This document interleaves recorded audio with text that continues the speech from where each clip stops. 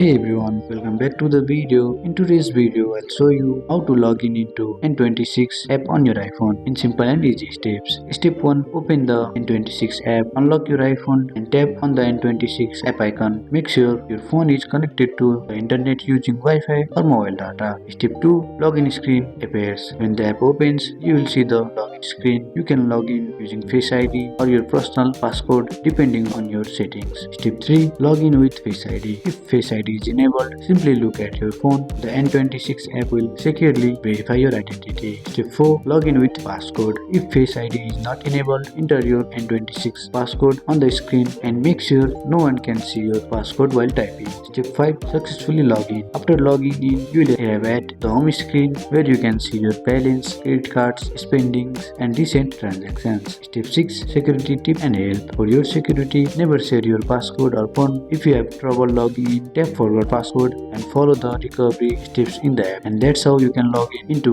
N26 app on your iPhone. And that's it. I hope you like this video. If you find this video helpful, drop a like, subscribe to our channel. See you in the next video.